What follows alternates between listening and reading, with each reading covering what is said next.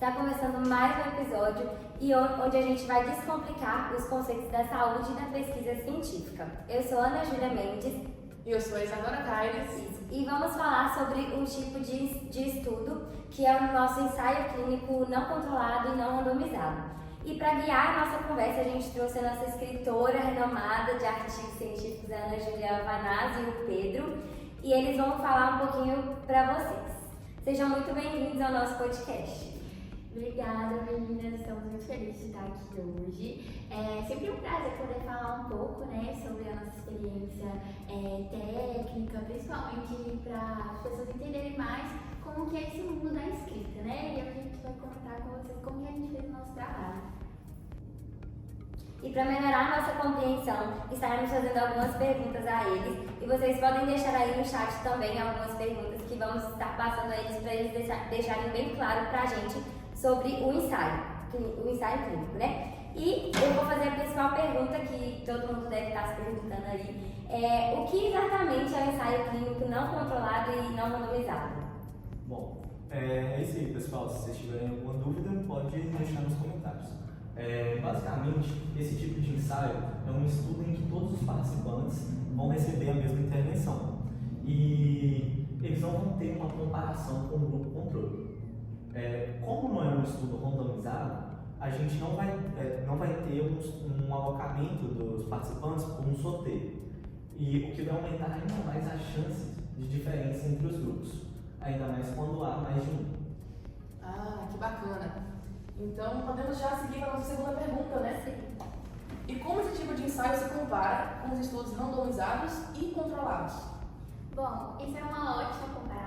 Os ensaios controlados e randomizados, eles são padrão ouro da evidência clínica, que a gente fez, e eles vão minimizar o viés por alocação. E por seleção também, ele vai permitir a gente fazer uma comparação de forma mais confiável os efeitos da intervenção que a gente fez. Já o ensaio não controlado e não randomizado, ele vai ter um menor rigor metodológico e aí vai limitar a validade dos resultados. Mas não significa que ele vai ser inútil ou menos utilizável. Ele só vai ter um valor em contextos específicos. E falando em limitações, que tipo de viés que são mais comuns nesse desenho?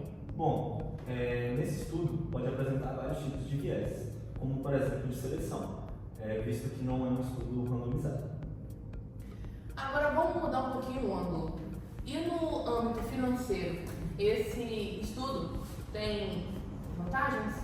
Não, claro, tem algumas vantagens. Os ensaios não controlados, não randomizados, eles vão custar menos, tem um valor mais reduzido do que os randomizados. Porque não tem essa necessidade de montar dois grupos e nem realizar a alocação por sorteio. E aí vai reduzir o tempo, reduz a logística e o número de participantes e acaba reduzindo esse valor. E eles também, por essas questões, eles diminuem também a infraestrutura que a gente tem que procurar, a regulatória. E também é interessante quando as instituições têm poucos recursos. E aí são comuns mais em estudos mais iniciais. E quanto às questões éticas desse tipo de estudo?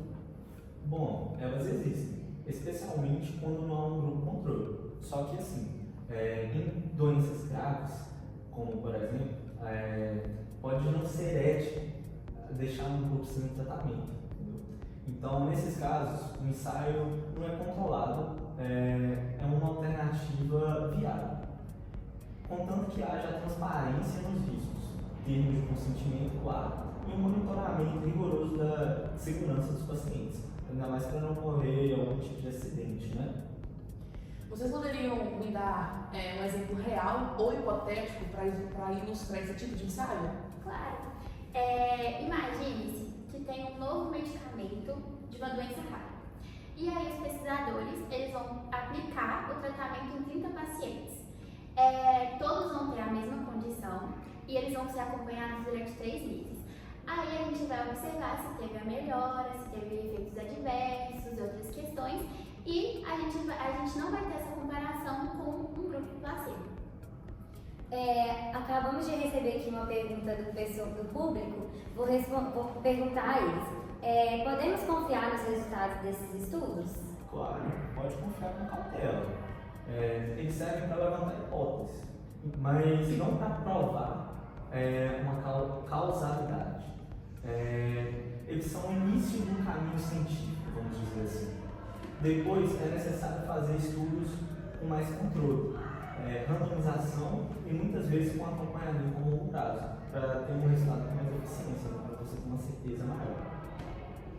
Bom, muito obrigada, Ana Júlia Albanaz, Pedro Henrique, por essa explicação completa. Foi, assim, espetacular. Vocês conseguiram tornar um tema técnico em algo compreensível e aplicável. E creio também que o pessoal que está assistindo aí também adorou. Muito obrigada, gente. Muito obrigada, meninas, por chamar a gente. Muito obrigada, pessoal, por estar aí participando, por ter feito pergunta. A gente fica muito feliz de contribuir com esse entendimento, né? Acredito que o Fred também fique feliz com isso. E o recado final que eu acho que a gente quer deixar, assim, que é que todo estudo tem o seu lugar. Desde que a gente entenda o que pode e o que não pode nos dizer.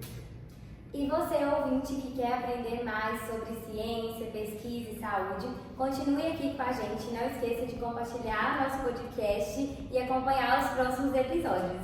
Tchauzinho! Tchau! Tchau.